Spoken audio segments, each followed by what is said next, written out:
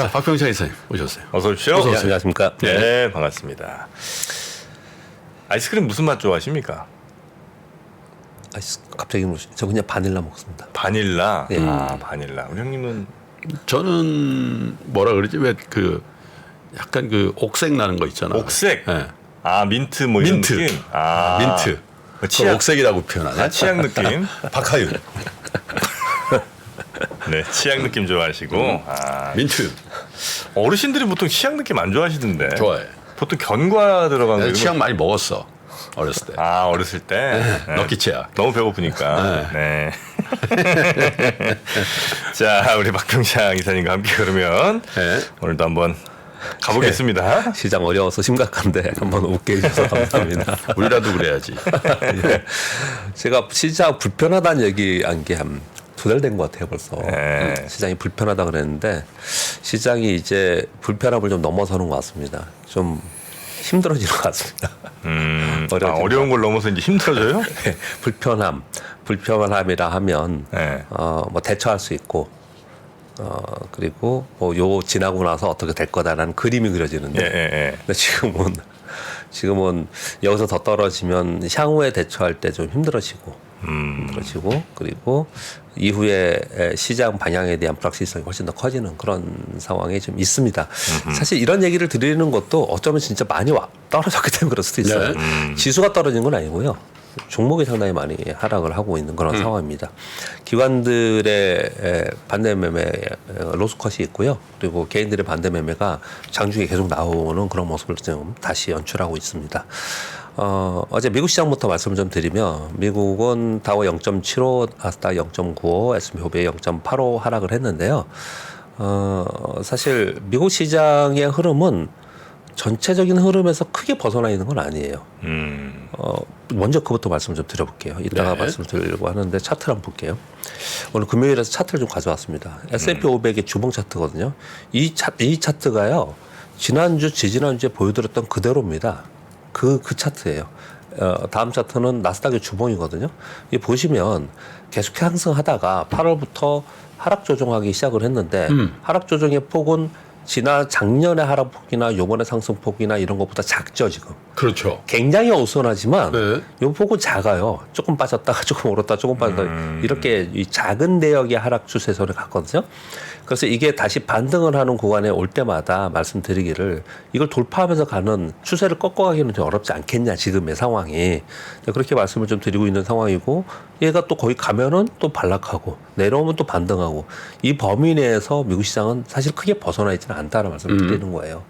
정말 많은 악재들이 있고 불확실성이 있고 그리고 뭐 종목들도 큰 폭으로 하락하는 종목도 발생을 하고 있지만 굉장히 불확실하다고 생각을 하지만 시장의 결과론적인 거잖아요, 이건요. 결과론적인 차트는 이 범위 내에서 그냥 있습니다. 그래서 이 범위 내에서 벗어나지 않은 상황 속에서 일단 기다리면서 시장은 이후의 추세를 판단을 더 기다리는 그런 흐름의 좀 모습이 나타나지 않나 이렇게 생각을 좀 합니다. 즉 이게 많이 좀 떨어지잖아요.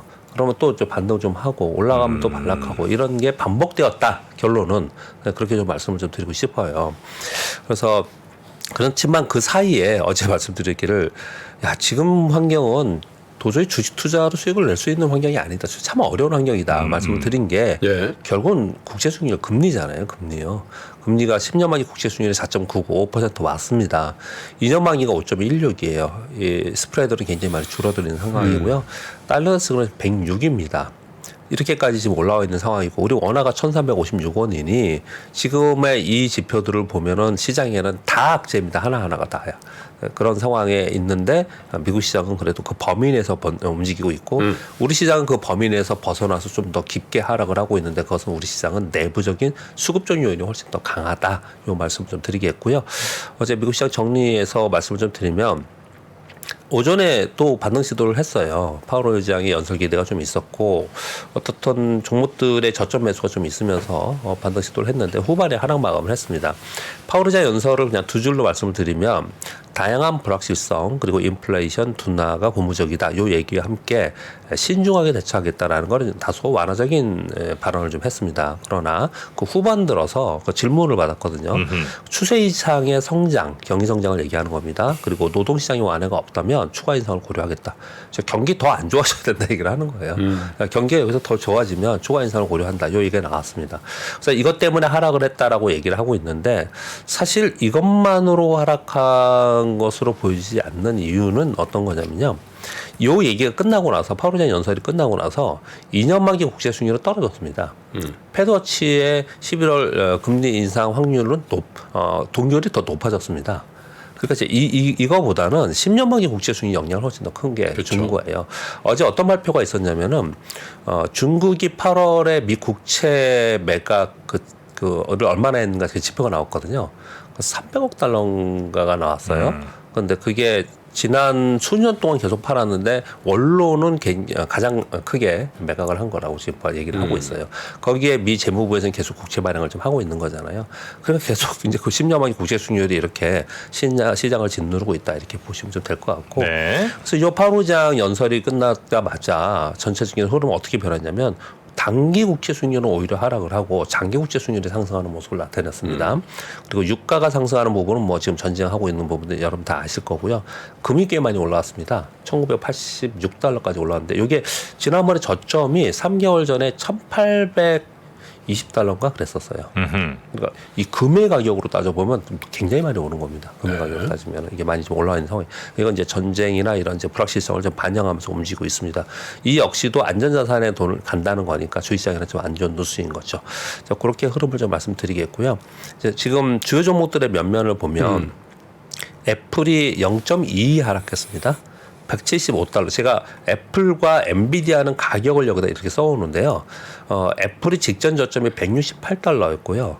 엔비디아는 418달러였습니다. 직전 저점이. 그걸 깨냐 안 깨냐가 굉장히 중요해요. 그래서 이걸 지금 적어 오는 거고요. 애플이 0.22, 아마존이 플러스 0.17. 이거는 이제 아마도 넷플릭스 영향을 받았겠죠. 넷플릭스 16% 올랐으니까요. 그리고 엔비디아가 마이너스 0.23, 마이크로소프트가 플러스 0.37. 마이크론 테크놀로지가 마이너스 2.3, 인텔이 플러스 0.08, AMD가 플러스 0.21. 이 종목들만 보면은 그렇게 폭락한 거 아니네? 그런 거 아니네? 이렇게 생각하는 거잖아요. 그런데 테슬라가 9.3% 하락을 했단 말이에요. 근데 테슬라 9.3% 하락하면서 또 한 1% 이내로 빠진 거는 왜 그랬냐? 넷플릭스도 있지만 TSMC가 3.7% 정도 상승을 했어요. 이 TSMC가 우리 시장에 영향을 많이 주잖아요. 이 TSMC가 요번에 실적 발표를 했는데 시장 컨셉보다 상회하는 실적 발표를 했고요. 가이던스도 좋게 발표를 했어요. 그러면서 올랐습니다. 그래서 네. 한마디로 얘기를 하면 전체적인 시장의 흐름은 올랐다 내렸다 하면서 작은 대역의 하락 추세를 계속 유지하고 있는 그런 상황인 거고 네. 그 사이에 실적 시즌 들어오면서 실적에 따라서 주가 차별화가 심하게 나타나는 그런 시장이다라고 보시면 될 것 같습니다. 그 애플과 엔비디아가 그 직전 저점 얼마 안 남았다는 이제 말씀을 주셨잖아요. 네네. 저 같은 사람들은 전 저점을 뚫고 내려가면 네. 이제 좀 싸게 살 수 있는 기회가 왔구나. 네. 이런 생각을 하면서 이제 사기도 하거든요. 네네. 근데 혹시 그 전 저점을 뚫고 내려간다는 것 자체가 혹시 이 주식에 대한 안 좋은 생각이나 시장의 심리를 더 안 좋게 해갖고 계속 그 빠지게 만드는 요인이 되기도 합니까? 개별 종목에 대해서 뭐 개별 종목 작은 종목을 말씀드리는 게 아니고 네. 전체 시장을 움직일 수 있는 힘이 있는 시가총액의 두 종목을 얘기를 하는 거잖아요. 이 엔비디아는 요번에 주도였고요. 네네. 근데 이들 종목이 전전 직전 저점을 깨고 내려간다는 내려간다. 얘기는 이 종목에 대해서 얘기하는 게 아니고 시장이 예, 시장이 주도 종목이 예를 들어서 삼성전자가 막 깨고 내려가요. 네네네. 그러면은 시장 올라갈 수 없잖아요. 삼성전자가 이 추세를 깨고 내려가는 그런 의미로 그렇게 이걸 좀 봐야 되지 않을까 이렇게 말씀 좀 드리고 있는 겁니다. 네. 근데 사고 싶은 마음이 드는 건 좀 거기에 대해서 또 부연 설명 한번 드릴게요. 오늘 뉴스도 별로 없습니다. 왜 뉴스가 많이 안 가져오냐면요. 아까도 미스터 밖에 말씀하실 때 요즘에 계속 그런 얘기를 하신다는데 뉴스가 나쁜 뉴스뿐이 없어요. 대부분 나쁜 뉴스인데 어차피 나쁜 거 아는데 나쁜 뉴스 매일 또 얘기를 하기가 그래서 비슷한 걸. 그래서 제가 일부 해드리는 거예요. 그래서 뉴스를 이렇게 많이 가지고 계속 하기도 그렇고 많지는 않은데 지금은 말씀드린 대로 그런 대처가 더 중요한 것 같아요. 일단은 주식은 지지나 저항 라인을 중요하게 생각하는데 이 가격을 지지해야 됩니다. 직전 저점을 지지해야 됩니다. 그랬는데 그걸 깨고 내려가잖아요. 네. 그러면 주가가 단기 급락을 해요. 아, 단기 급락. 네, 단기 급락을 해요. 왜 단기 급락을 하냐면 장기적으로 얘기하는 게 아니고요. 그것을 보면서 하는 차트리스트의 트레이더들도 있고요. 그리고 거기를 지지하면은 버티고 있다가 깨면은 팔겠다는 사람들이 굉장히 많고요. 그리고 기관들도 일정 정도 가격 이하로 내가면 로스컷이 나오거든요. 그래서 수급에 의한 단기 하락이 생겨요. 그래서 단기 하락을 내가 맞지 않을 거야. 혹시 단기 하락이 있을 수 있어라고 하는 사람은 먼저 피해야 되는 거고. 그렇지 않고 이게 단기라는 표현을 계속 쓰잖아요. 네네네. 그게 단기 하락한다 하더라도 얘들은 나중에 다시 가지고 있으면 올라올 수 있어라고 하는 사람들은 보유하는 거고 또 빠졌을 때 이거를 내가 여기 깨고 내려가면 수급적 요인에 빠지는 거야. 기업의 문제가 아니야라고 하는 거는 어떤 사람은 사려고 하는 거고 각자의 생각이 전부 다 다르겠죠. 네네네. 근데 지금 그런 걸 판단해야 되니까 힘든 거죠. 그게 왜냐하면 말은 쉽지만 굉장히 어려운 거거든요. 어쨌든 전저점 뚫고 내려갈 때는 수급에 의해서 단기적으로는 급락을 한번 좀 하고 그다음에 좀 반등을 꾀하거나 뭐 그럴 가능성이 높겠군요. 그렇죠. 일단 중요한 가격을 깨거나 높아가면요 오버슈팅하거나 아니면 밑으로 깨는 그런 수급적 요인이 생기죠. 반대로 그러면 전 고점을 또 뚫고 올라가면 수급에 의해서 또 막 또 더 올라갑니까 단기적으로? 수급에서 막 올라가죠. 치고 올라가잖아요. 신고가나는 종목 윌리엄 오닐은 시장이 굉장히 좋을 때 했기 때문에 그랬을지 모르지만 윌리엄 오닐의 주식시장의 타이밍, 최고의 주식 최적의 타이밍에 보면 그 최적의 타이밍을 신고가 종목만 사자라는 그것도 있어요. 그거가 있어요. 전략이. 그렇게 말씀을 좀 드리겠습니다. 그렇다고 이럴 정도야? 네, 완전히 큰 깨달음 얻었잖아요. 그랬어? 네. 됐어요. 이사님, 됐습니다. 아니, 뭐 각자 다른 거니까요. 정프로님의 각자 다르지 않겠어. 정프로님의 이제 전략으로 접하시는 거고요. 자, 계속 가죠. 문제는 이제 우리 시장이에요. 지금 웃을 문제가 아닙니다. 우리 시장이 코스피가 2% 가까이 어제 하락을 했고 코스닥이 3% 정도 하락을 했는데요.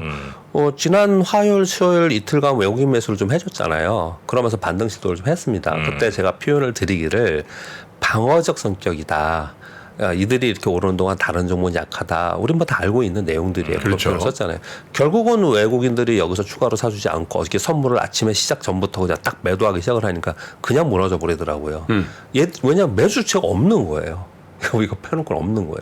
근데 떨어지니까 매수는 없는데 떨어지는데 기관들이 어저께 고루고루 전 기관이 다 팔았어요. 아마 로스컷도 상당히 있는 것 같아요. 로스컷이 있다는 걸 어떻게 알 수 있냐면요. 그 숫자를나 금액을 보면 알아요. 숫자를 막 5만 주, 2만 주, 1만 주 이렇게 그냥 일정한 기간에 일정한 가격까지 계속 파는 그런 것들 좀 보면 알 수 있고요. 가격불문. 그런 거 보면 알 수 있고요. 그리고 어제도 이것도 사실은 이거 내부적인 얘기긴 하지만 반대 매매 체크하세요라고 계속 뜨더라고요.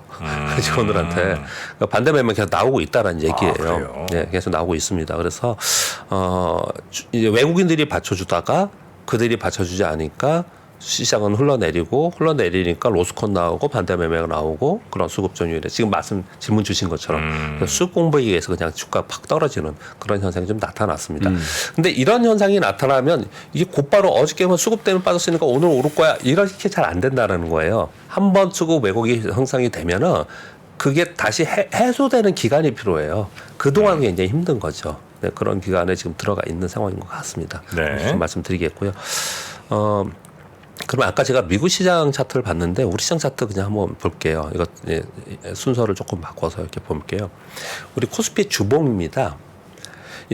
지금 아까 그 미국 차트를 보면은 상승하다가 하락도 이게 추세적으로 움직이잖아요. 근데 우리는 그냥 빠져버렸어요. 이게 무너뜨리고 나서 그냥 빠져버렸어요. 쭉 떨어진 게 언제예요, 저게? 작년인가? 여기요? 이거 쭉 떨어진 거예요. 이거 작년, 이거 주봉이니까 이거 작년이고. 작년이죠? 네, 작년이고. 근데 역시나 작년에 이 폭보다 요번에 오르는 폭도 내리는 폭도 사실은 작아요. 더. 작죠. 예. 이건 왜냐하면 작년에는 시장의 전체 대세를 움직이는 금리가 움직인 거고요. 지금은 그런 게 아니기 때문에 그게 볼 수밖에 없는 거고요. 근데 아무튼 이거 보면 좀 답답하죠. 이거 그런데 이 와중에서 월봉을 한번 볼게요. 코스닥 월봉입니다. 죄송합니다. 코스피 월봉입니다. 이거 오타가 났네요. 코스피 월봉인데 이 코스피 월봉의 이 밑에 제가 이렇게 라인을 그냥 쭉 긋은 거는 그냥 막 긋은 건 아니고요. 우리 팬데믹 이후에 우리 코스피 시장이 첫 시작했던 상승의 출발 지점이에요. 이게 출발 지점 라인이고요.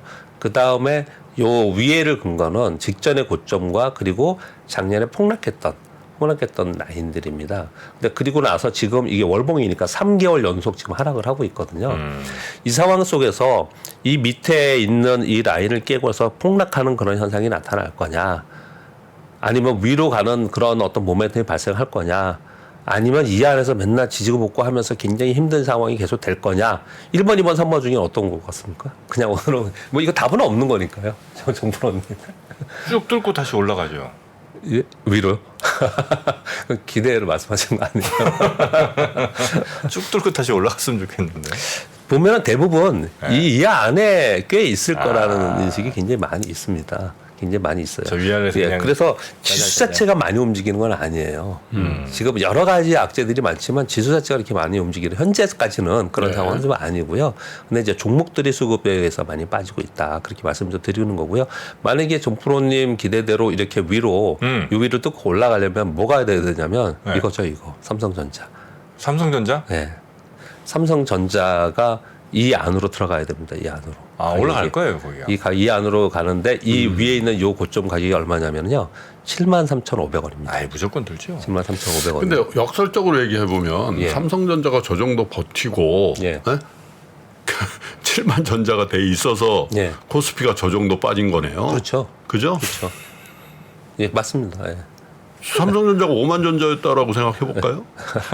어떻게 된 거지? 그렇죠. 그러니까 지수하고 끔찍해. 개별적으로 내가 이제 거래하고 있는 개별 종목의 움직임하고는 이 괴리가 좀 있는 거죠, 사실은. 그렇지만 전체 지수의 흐름에 따라서 개별 기업이 영향을 받으니 그렇죠. 예, 개별 기업에서 지수에 대해서 얘기를 하는 거고요. 자, 그러면 뭐 흐름에 대해서 쭉 설명을 좀 드렸는데 거기에 대해서 좀 내용들을 좀 설명드려보겠습니다. 다음 주에 캐나다 통화정책회의가 있고요. ECB 통화정책회의가 있어요. 그리고 곧바로 그 다음 주에 1일 날 FMC 회의가 있습니다. 네. 그래서 먼저 움직이는 캐나다와 ECB의 통화정책회의를 중요하게 다음 주에 생각을 할 것 같고요. 네. 사실은 근데 이거 거의 대부분 동결 가능성에 대해서 얘기를 많이 하고 있어요. 그래서 제일 중요한 거는 그것보다는 제가 빨간 글씨로 이걸 써왔지만 제일 중요한 거는 27일 날 PCE 물가 지수고 이게 또 주 후반이잖아요. 주 초반보다 주 후반 들어서 훨씬 중요합니다. 왜냐하면 주 후반에 25일서부터 메타, 보잉, 포드, 애플, 아마존, 머크, 인텔, 캐터필러 실적 발표에 주요 빅테크들이 실적 발표를 다 합니다. 예. 다음 주 후반에. 그래서 다음 주에는 얘들이 실적이 좋거나 나쁨에 따라서 주가가 다 움직이겠죠. 예를 들어서 애플이 뭐 우리 삼성전자처럼 이게 좋아서 막 이렇게 올라갔다면 시장은 방어되는 거고 애플이 빠져버리면 또 추가적으로 빠질 수 있고 그렇지 않습니까? 그렇죠. 그래서 다음 주에는 이 걱정을 굉장히 많이 하는 건데 왜 시장에서 좀 자신이 없게 여기서 바로바로 저가 매수를 못 하느냐, 매수세가 왜 실종됐느냐. 지금 얘기하고 있는 애플이나 이런 기업들, 뭐 인텔이나 이런 기업들의 이번 실적 발표에 대해서 기대보다 우려가 더 많아요, 지금 현재. 그러니까 지금 나설 때는 아니다라고 전체적인 좀 시황과는 좀 되어 있어 마인드가 되어 있는 거예요. 그렇게 보시면 좀 될 것 같습니다. 그래서 매크로 시황 그 정도에서 말씀을 좀 드리고 우리 국내 시황은 매크로 불안한 속에서 수급 불균형의 가격 변동성이 커진다 말씀을 좀 드렸고요. 시황은 방어적이고 보수적입니다. 근데 삼성전자 가격이 굉장히 중요하다 말씀을 드렸고요. 근데 이제 개별 종목은 시황하고 좀 달라요. 개별 종목은 지금 우리 김프로님도 가끔 말씀 주시는 어쩌면 조금 시간이 조금만 지나가 보면 시간이라는 게 어떤 분은 한 달, 어떤 분은 세 달, 어떤 분은 6개월, 어떤 분은 1년일지 모르겠지만 한 몇 개월만 지나 보면 그때 그거 왜 이렇게 싸게 급락했지 할 정도의 가격이 빠진 종목이 꽤 많아요. 게 많습니다. 그래서 그런 종목들을 만약에 현금이 있으신 분들은 지금 당장 사지 않는다 하더라도 좀 살펴보는 시간을 좀 가져야 되지 않을까. 사더라도 뭐 네. 나눠서 사면 되죠. 예, 그렇게 좀 생각이 좀 들고요. 천천히. 예, 내가 가지고 있는 종목들도 그런 관점에서 좀 볼 필요가 좀 있을 그러니까요. 것 같습니다. 아까 정프로님 좋은 질문, 굉장히 좋은 질문 주신 거예요. 지금 다른 분들 다 그거 고민하고 있을 거예요. 맞습니다. 내가 지금 가지고 있는 종목이 있는데 네. 수급 요인으로 로스컨 나오면서 빠져요. 네. 그럼 나 같이 팔 거냐? 그렇죠. 아닐 거냐? 더 들어갈 거냐? 예, 예. 그 종목에 대해서 지금 내가 어떤 종목을 가지고 어떤 관리를 해야 되느냐 단계까지 좀 왔다는 거는요. 말씀은 이렇게 드렸지만 굉장히 그게 어려운 거기 때문에 제가 서두에 불편한 시황에서 좀 더 어려운 시황으로 지금 됐다. 이렇게 좀 말씀을 그래요. 드리겠습니다. 뉴스 몇 가지 말씀드리겠습니다. 어제 한국은행 기준금리 동결했잖아요. 근데 뭐 이건 다 아시는 내용이니까 거기에 중요한 워딩 몇 가지 말씀드리겠습니다. 지금 얼마나 우리가 또 안 좋은 상황에서 있느냐, 안 좋은 뉴스가 많다고 말씀드렸는데 경기 복수 지연에 따라서 성장률 하향 조정을 했던 부분이 야 이거 금리 더 올리면 어렵다 이런 얘기를 했다는 거예요. 근데 올해 우리가 상반기에 연율 0.9%죠. 하반기에 뭐 1점 몇 % 해서 뭐 1.4 뭐 이렇게 지금 예상을 하고 있는 거잖아요. 그런데 우리나라 성장률이 1% 이하는요. 1956년 이후에 5번이 없는 거예요. 이렇게 보면 진짜 얼마나 지금 어려운 시대에 있는 건지 알 수 있지 않아요? 그것도 전부 다 석유 2차 파동, 제2차 석유 파동, 외환위기, 글로벌 금융위기, 팬데믹 이럴 때만 나타나는 게 지금의 우리가 지금 살고 있는 거예요. 지금 우리나라 경기는 굉장히 안 좋은 그런 상황이 분명히 앞으로 계속 있습니다. 그럴 것 같은데. 근데 물론 이제 우리 덩치가 워낙 커져가지고 예전처럼 4~5% 성장을 그렇죠. 한다는 그건 거는 어렵죠. 예. 그 거의 의미가 어려워지죠. 없고 예. 진짜 2%만 유지를 계속 해주면요 예. 괜찮은 겁니다. 그렇죠. 예? OECD 평균이 2%예요. 예. OECD 평균이 네네. 우리는 2%하면 뭐 폭망한 것 같지만 그렇죠. 2%대만 쳐준다면 우리는 나쁘지 않다. 이 규모에서는 그렇죠. 3%면 딱 좋고요. 더 할 나위가 없죠. 더할 나위 없고요. 최고죠. 지금 말씀 주시는 게 이제 중국 얘기하는 거잖아요. 중국도 성장률이 계속 떨어지지만 안정적으로 하려고 하는 그런 얘기를 좀 하는 거고요. 소비자 물가가 한국은행 전망에서 크게 벗어나지 않고 있다. 어제 총재께서 얘기하시는 그 내용이에요. 가계부채 증가 걱정이 된다. 그리고 미국 장기 국채 금리가 상승하는 것을 고려해 볼 때 동결했다 이렇게 얘기를 하고 네. 있고요. 그리고 정경련이 이름 바뀌었잖아요. 한국경제인협회로요. 한경협. 그래요? 네. 한경협으로 이름을 바꿔. 이름 바꿨어요? 새로 출범. 전경련 빌딩이라는 얘기를 쓰면 안 되겠네요. 우리 약속할 때 전경련지에서 봐. 그런 거예요, 한경협 뭐 그냥. 빌딩으로 바꾸는 예, 거예요. 그렇게 뭐 할 수 있죠. 한경협으로 바꿨잖아요. 전국이랑 한국이랑 뭔 차이인 거예요? 예전에 그거랑 다르게 새롭게 뭘 해보겠다는 거겠죠. 그러니까 전경련 때 뭐 좀 이런저런 문제들이 있었으니까 이미지 한번 좀 바꾸고 싶다. 이제 전경련의 이제 그 모델이 네. 게이단련이라고 네. 그 일본의 네. 그거잖아. 경단련. 네, 네. 경단련 그거를 해서 했는데 네. 아시잖아. 최준실 그것 때문에 박사를 못 나고 그러다 하다가 이제 이름 바꾼 거지. 의미가 있나? 이번에 대통령 사우디하고 해외 순방 있잖아요. 중동 순방. 여기에 이제 한경협 출범 후에 첫 대외 행사로 중동 경제사활단을 진행하는데 그래요? 대규모를 꾸리고 있습니다. 네. 근데 거기에 속해 있는 그 몇몇이 지금 포털에 다 나오고 있거든요. 기업들이요. 거의 대부분 건설사예요. 건설 싸움 하나요? 네, 그래서 지금 신중동 건설법 이런 말까지 지금 용어로 막 만들어내고 있어요. 그래서 기대해 보자 그러는데 제가 기대입니다, 기대. 근데 실제로 어떤 게 나올지 모르지만 시장에서는 요거에 많이 돌아다니고 얘기가 회자되고 있습니다. 네. 정도까지만 전해드리겠습니다. 네. 그리고 테슬라가 11월 30일 날 사이버 트럭 첫 출시한다는 뉴스가 좀 있었고요.